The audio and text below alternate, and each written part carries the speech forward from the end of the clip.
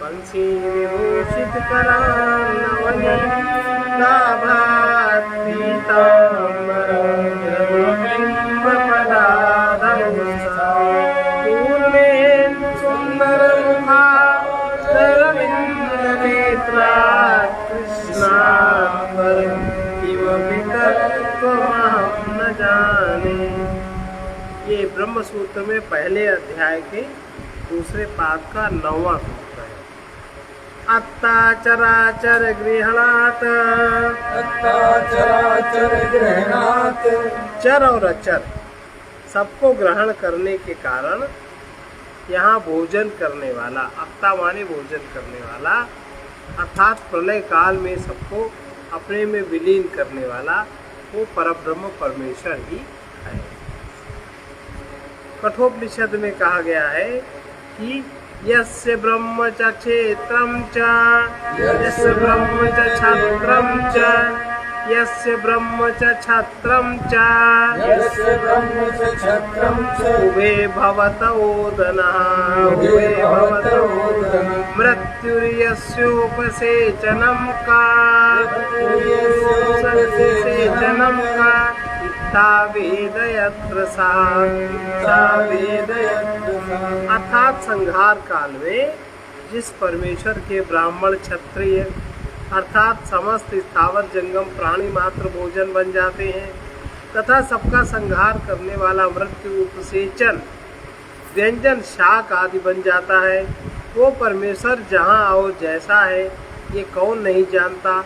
इस श्रुति में जिस भोक्ता का वर्णन है वो कर्म फल रूप सुख दुख आदि का भोगने वाला नहीं है, अपितु संहार काल में मृत्यु सहित समस्त चराचर जगत को अपने में विलीन कर लेना यहाँ उसका भोक्तापन है। इसलिए परब्रह्म परमात्मा को ही यहाँ अत्ता या भोक्ता कहा गया है, अन्य किसी को नहीं कहा गया है। इसी बात को सिद्ध करने के लिए दूसरी युक्ति और दे रहे हैं। प्रकरणाच्च, यह पहले अध्याय के दूसरे पाद का 10वां सूत्र। प्रकरण से भी यही बात सिद्ध होती है। उपयुक्त मंत्र के पूर्व 20वें से 24वें तक परब्रह्म परमेश्वर का ही प्रकरण है। उसी के स्वरूप का वर्णन करके उसे जानने का महत्व तथा उसकी कृपा को ही उसे जानने का उपाय बताया गया है।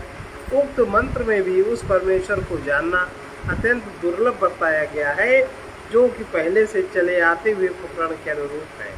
अतः पूर्वापर के प्रसंग को देखने से भी यह सिद्ध होता है कि यहाँ परब्रह्म परमेश्वर को ही अत्ता माने भोजन करने वाला कहा गया है। संबंध, अब यहाँ यह जिज्ञासा होती है कि इसके बाद वाली श्रुति एक में कर्म फल रूप ऋत को पीने वाले छाया और धूप के सदृश दो भोक्ताओं का वर्णन है।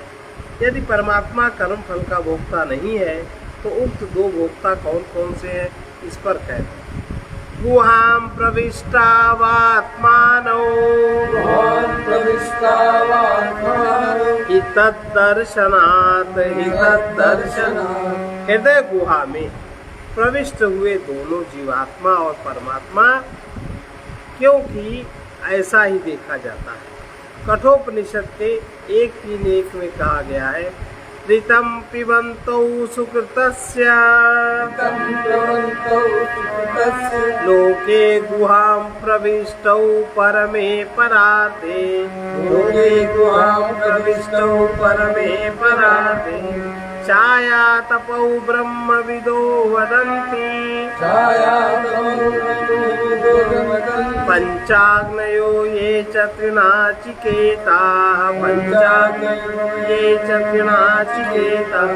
अर्थात शुभ कर्मों के फलस्वरूप मनुष्य शरीर के भीतर परब्रह्म के उत्तम निवास स्थान हृदयाकाश में बुद्ध रूपी गुहा में छिपे हुए तथा सत्य का पान करने वाले दो, वे दोनों छाया और धूप की भांति परस्पर विरुद्ध स्वभाव वाले हैं।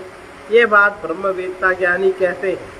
तथा जो 3 बार नाचिकेत अग्नि का चयन करने वाले पंचाग्नि संपन्न गृहस्थ है, वे भी कहते हैं।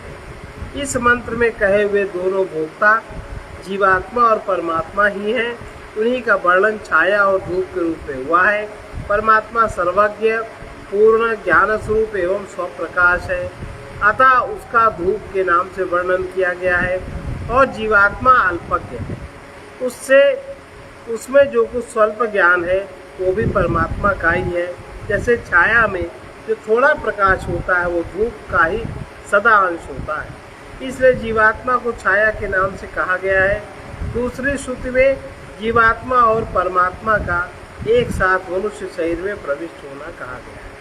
सेयं देवतैक्षत हन्ताहमिमास्त्रिस्रो, सेयं देवतैक्षत हन्ताहमिमास्तिस्रो, देवतानेन जीवेनात्मना, देवतानेन जीवेनात्मना अनुप्रविश्य नाम रूपे व्याकरवाणी, अनुप्रविश्य नाम रूपे व्याकरवाणी। ये छांदोग्य उपनिषद के 6ठे अध्याय के 3रे पाद का दूसरा मंत्र है। अर्थात उस देवता परमात्मा ने ईक्षण किया, संकल्प किया कि मैं जीवात्मा के सहित इन तेज आदि तीनों देवताओं में अर्थात इनके कार्य रूप शरीर में प्रविष्ट होकर नाम और रूप को प्रकट करूं। इससे भी यही सिद्ध होता है कि उपरयुक्त कठोपनिषद के मंत्र में कहे हुए छाया और धूप सदृश दो भोक्ता जीवात्मा परमात्मा ही है। यहाँ जो जीवात्मा के साथ साथ परमात्मा को सत्य अर्थात श्रेष्ठ कर्मों के फल का भोगने वाला बताया गया है, उसका भाव ये है कि परब्रह्म परमेश्वर ही समस्त देवता आदि के रूप में प्रकारांतर से समस्त यज्ञ और तप रूप शुभ कर्मों का भोक्ता है, परंतु उसका भोक्तापन सर्वथा निर्दोष है, इसलिए वे भोक्ता होते हुए भी अभोक्ता ही है।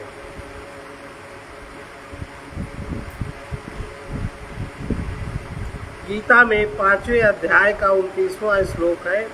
भोक्तारं यज्ञ तपसां सर्वलोकमहेश्वरं, भोक्तारं यज्ञ तपसां सर्वलोकमहेश्वरं, सुहृदं सर्वभूतानां, सुहृदं सर्वभूतानां, ज्ञात्वा मां शान्तिमृच्छति, ज्ञात्वा मां शान्तिमृच्छति। अब गीता के 9वें अध्याय का 23वां। अहम ही सर्वज्ञानाम्, अयं ही सर्वज्ञानां, भोक्ता च प्रभुरेव च, भोक्ता च प्रभुरेव च, सर्वेन्द्रियगुणाभासं, सर्वेन्द्रियगुणाभासं, सर्वेन्द्रियविवर्जितं, सर्वेन्द्रियविवर्जितं, असक्तं सर्वभृच्चैव,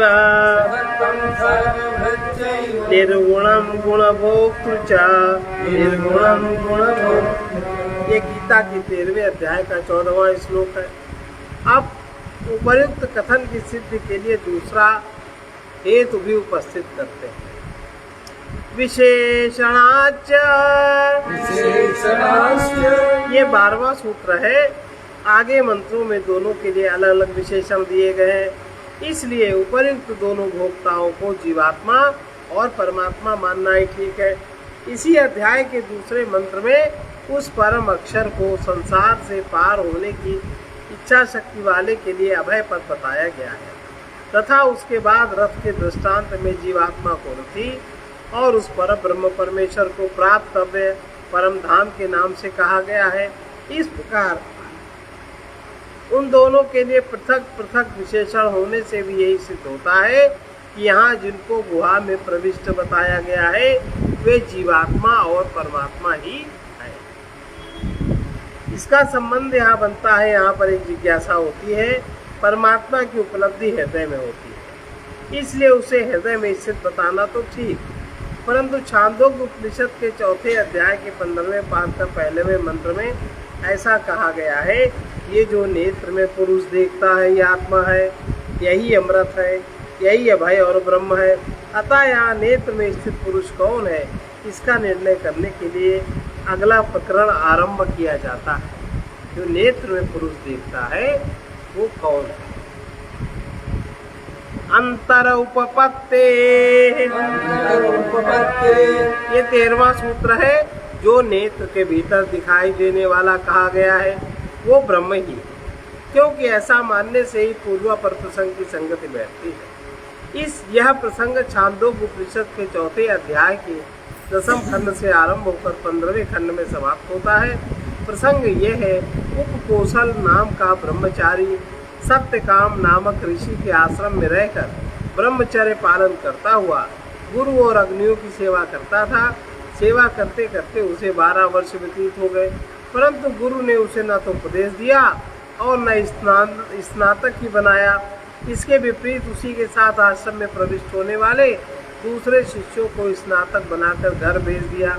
तब आचार्य से उनकी पत्नी ने कहा, भगवान, इस ब्रह्मचारी ने अग्नियों की अच्छी प्रकार सेवा की है, तपस्या भी इसने की है, अब इसे उपदेश देने की कृपा करें। परंतु अपनी भार्या की बात को अनसुनी करके सत्यकाम ऋषि उपकोसल को उपदेश दिए बिना ही बाहर चले गए। तब मन में दुखी होकर उपकोसल ने अनशन व्रत करने का निश्चय कर लिया। यह देख आचार्य पत्नी ने पूछा, ब्रह्मचारी, तुम भोजन क्यों नहीं करते हो? उसने कहा, मनुष्य के मन में बहुत सारी कामनाएं रहती हैं, मेरे मन में बड़ा दुख है, इसलिए मैं भोजन नहीं करूंगा। तब अग्नियों ने एकत्र होकर विचार किया, इसने हमारी अच्छी तरह सेवा की है, अतः उचित है कि हम इसे उपदेश करें। ऐसा विचार करके अग्नियों ने कहा, प्राण ब्रह्म है और का ब्रह्म है, खा ब्रह्म है। उपकोसल बोला, ये बात तो मैं जानता हूँ कि प्राण ब्रह्म है, परंतु का और खा को नहीं जानता। अग्नियों ने कहा, यद वाव कम तदेव खम यदेव खम तदेव कमिति प्राणम च, अर्थात निसंदेह जो का है वही खा है, जो खा है वही का है, तथा प्राण भी वही है। इस प्रकार उन्होंने ब्रह्म के का सूक्ष्म रूप, खा आकाश की भांति सूक्ष्म एवं व्यापक बताया, तथा वही प्राण रूप से सबको सत्ता स्फूर्ति देने वाला, इस प्रकार संकेत से ब्रह्म का परिचय कराया। उसके बाद गार्हपत्य अग्नि ने प्रकट होकर कहा, सूर्य में जो यह पुरुष दिखता है वो मैं हूँ। जो उपासक इस प्रकार जानकर उपासना करता है वो पापों का नाश करके अच्छे लोगों का अधिकारी होता है तथा पूर्ण आयुष्मान और उज्जवल जीवन से युक्त होता है, उसका वंश कभी नष्ट नहीं होता। इसके बाद अनवाहार्य पचन अग्नि ने प्रकट होकर कहा, चंद्रमा में जो ये पुरुष दिखाई देता है वो मैं हूँ। जो पुरुष इस रहस्य को समझकर उपासना करता है वो अच्छे लोगों का अधिकारी होता है, इत्यादि। तत्पश्चात आहवनीय अग्नि ने प्रकट होकर कहा, बिजली में जो यह पुरुष दिखता है वो मैं हूँ। इसको जानकर उपासना करने का फल भी उन्होंने दूसरी अग्नियों की भांति बतलाया। तदंतर सब अग्नियों ने एक साथ कहा, हे उपकोसल, हमने तुमको हमारी विद्या, अग्नि विद्या, आत्म विद्या दोनों ही बतलाई है। आचार्य तुमको इनका मार्ग दिखलाएंगे। इतने में ही उसके गुरु सत्यकाम आ गए। आचार्य ने पूछा, सौम्य, तेरा मुख ब्रह्मवेत्ता की भांति चमक रहा है, तुझे किसने उपदेश किया? उपकोसल ने अग्नियों की ओर संकेत किया। आचार्य ने पूछा, इन्होंने तुझे क्या बतलाया? तब उपकोसल ने अग्नियों से सुनी हुई सब बातें बता दी। तत्पश्चात आचार्य ने कहा, हे सौम्य, इन्होंने तुझे केवल उत्तम लोक प्राप्ति के साधन का उपदेश दिया है। अब मैं तुझे वो उपदेश देता हूँ जिसे जान लेने वाले को पाप उसी प्रकार स्पर्श नहीं कर सकते जैसे कमल के पत्ते को जल। उपकोसल ने कहा, भगवान, बतलाने की कृपा करें। इसके उत्तर में आचार्य ने कहा, यह एषो अक्षिणी पुरुषो दृश्यता, एषा आत्मेति हे वाचै तद अमृतम अभयमेतद ब्रह्मेति, एषा आत्मेति यो वाचै तदम अमृतम अभयम एतद ब्रह्मेति। अर्थात जो नेत्र में यह पुरुष दिखलाई देता है यही आत्मा है, यही अमृत है, यही अभय है और ब्रह्म है। उसके बाद उसी को संय द्वाम वामनी भामनी बताकर अंत में इन विद्याओं का फल अर्च मार्ग से ब्रह्म को प्राप्त होना बताया। इस प्रकरण को देखने से मालूम होता है आँख के भीतर दिखने वाला पुरुष पर ब्रह्म ही है। जीवात्मा या प्रतिबिंब के लिए यह कथन नहीं है, क्योंकि ब्रह्म विद्या के प्रसंग में उसका वर्णन करके उसे आत्मा, अमृत, अभय, ब्रह्म कहा। इन विशेषणों की उत्पत्ति ब्रह्म में ही लग सकती है, अन्य किसी में नहीं। अब एक जिज्ञासा होती है, यहाँ ब्रह्म को आँख में देखने वाला पुरुष क्यों कहा गया? वो किसी स्थान विशेष में रहने वाला थोड़ा ही है, इस पर बता रहे। स्थाना दिव्य पदेशाच, श्रुति में अनेक स्थलों पर ब्रह्म के लिए स्थान आदि का निर्देश किया गया है, इसलिए नेत्रांतवर्ती पुरुष यहाँ ब्रह्म ही है। श्रुति में जगह जगह ब्रह्म को समझाने के लिए उसके स्थान तथा नाम रूप आदि का वर्णन किया गया है। जैसे अंतर्यामी ब्राह्मण बृहदारण्यक उपनिषद के 3:7-3:23 में ब्रह्म को पृथ्वी आदि अनेक स्थानों में स्थित बताया गया है। इसी प्रकार अन्य श्रुतियों में भी वर्णन आया है। अतः यहाँ ब्रह्म को नेत्र में दिखने वाला कहना अयुक्त है, क्योंकि ब्रह्म निर्लिप्त है। आँख में दिखने वाला पुरुष भी आँख के दोषों से सर्वथा निर्लिप्त रहता है। इस समानता को लेकर ब्रह्म का तत्व समझाने के लिए ऐसा कहना उचित ही है। इसलिए यहाँ यह भी कहा गया है, आँख में घी या पानी आदि जो भी वस्तु डाली जाती है वो आँख की पलकों में ही रहती है। दृष्टा पुरुष का स्पर्श वो कभी नहीं करता। उक्त सिद्धांत को दृढ़ करने के लिए दूसरी युक्ति बता रहे हैं। सुख विशिष्टा विधाना देवचा,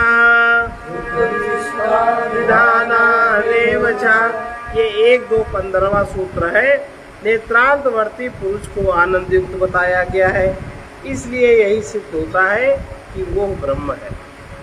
उक्त प्रसंग में कहा गया है कि ये नेत्र में देखने वाला पुरुष ही अमृत, अभय और ब्रह्म है। इस कथन में निर्भयता, अमृतत्व ये दोनों ही सुख के सूचक है। तथा जब अग्नियों के ने एकत्र होकर पहले उपदेश किया है, वहाँ कहा गया है कि जो का अर्थात सुख है, खा अर्थात आकाश है, भाव यह है वो ब्रह्म आकाश की भांति अत्यंत सूक्ष्म, सर्वव्यापी और आनंद स्वरूप है। इस प्रकार उसे आनंद युक्त बतलाया जाने के कारण वो ब्रह्म ही है। इसके सिवा श्रुतोपनिषत् गत्य विधानाच,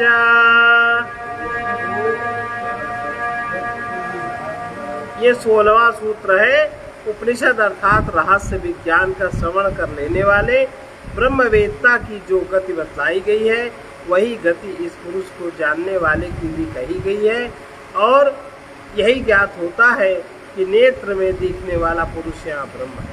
इस प्रसंग के अंत में इस नेत्रांतवर्ती पुरुष को जानने वाले की वही पुनरावृत्ति रहित गति अर्थात देवयान मार्ग से जाकर ब्रह्मलोक में ब्रह्म को प्राप्त होने, वहाँ से पुनः इस संसार में ना लौटने की बात बतलाई गई है, जो अन्यत्र ब्रह्मवेत्ता के लिए कही गई है।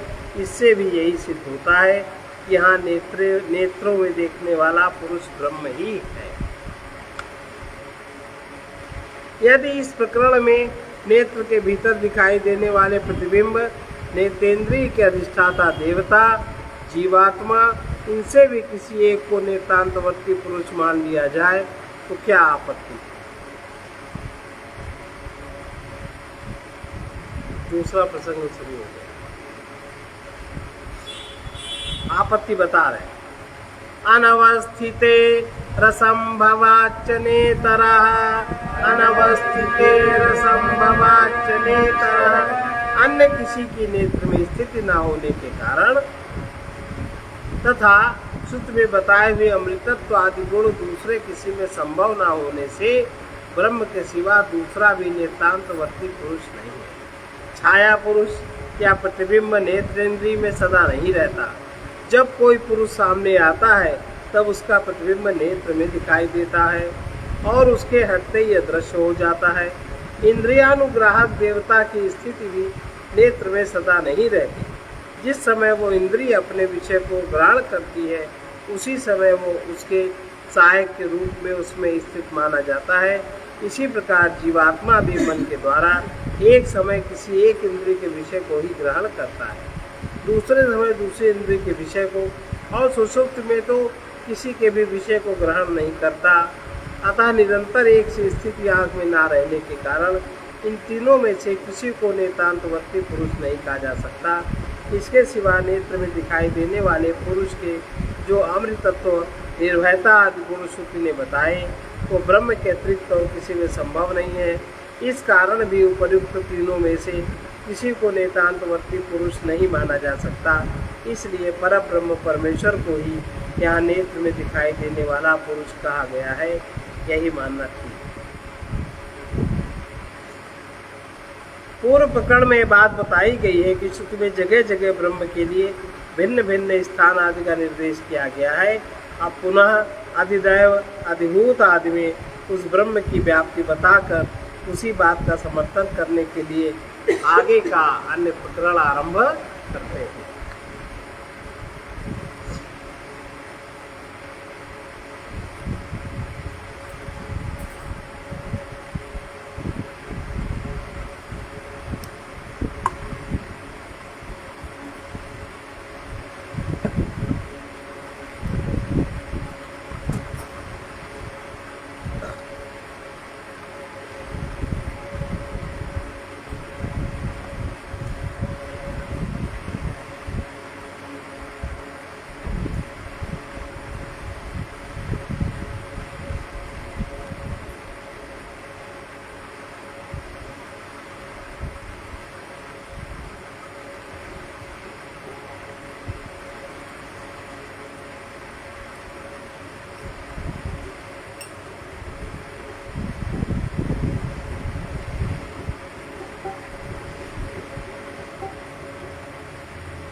जीवन की पूर्णता है बस प्रेम के पाने में। जीवन की पूर्णता है बस प्रेम के पाने में। प्रेम सुलभ होता वो प्रेम सुलभ होता प्रज्ञा के जगाने में।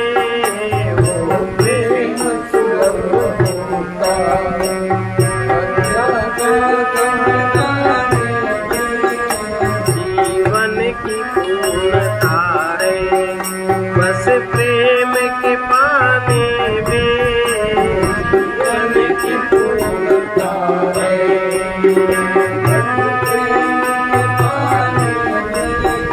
सत्संग सहायक है, सत्संग सहायक है प्रज्ञा के जगाने में। प्रज्ञा के जगाने में जीवन की पूर्णता है। यह तन तो साधनों का है काम मिला सबको। ये तन तो साधनों का है काम मिला सबको। अब देर न हो साधन को शुद्ध बनाने में। अब देर न हो साधन को शुद्ध बनाने में।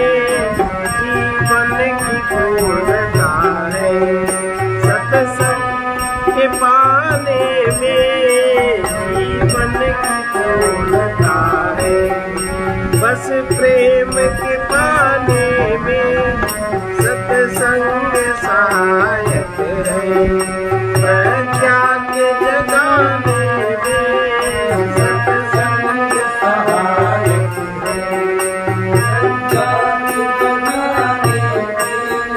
साधन को साधे रहने से सिद्धि बिना करती।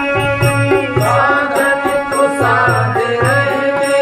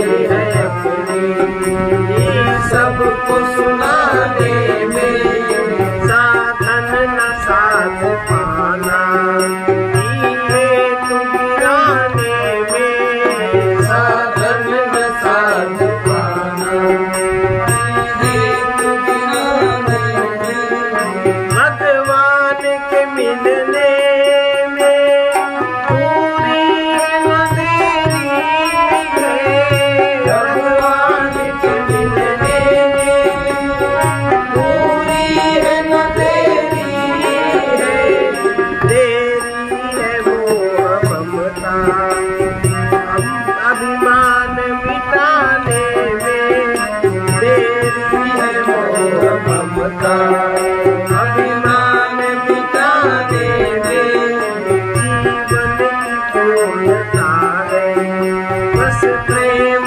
के पाने में जीवन की पूर्णता है, प्रभु नित्य प्राप्त ही है, सद्गुरु ने ये बताया, नित्य प्राप्त ही है, सद्गुरु ने ये बताया, हम पथिक स्वयं कोई है खोज लगाने में, हम पथिक स्वयं कोई है खोज लगाने में, देरी है मोह ममता, अभिमान मिटाने में देरी है मोह ममता, अभिमान मिटाने में जीवन की पूर्णता है, बस प्रेम के पाने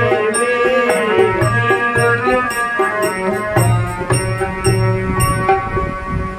संत वचन अदूरदर्शी मनुष्य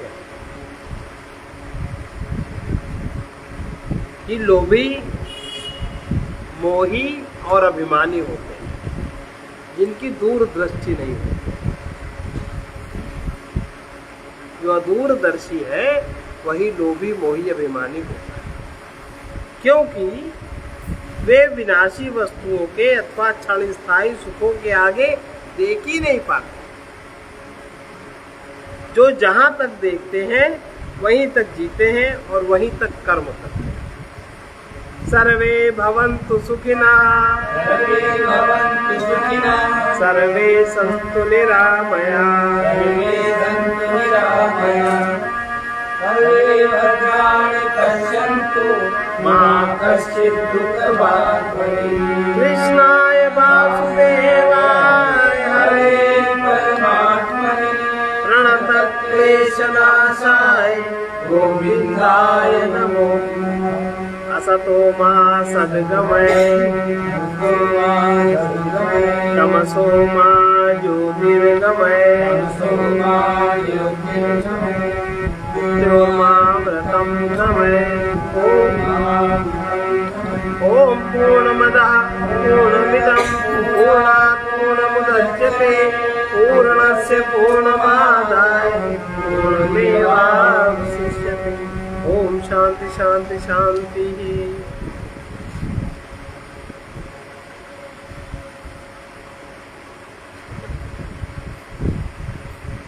लोभी, मोही, अभिमानी मनुष्य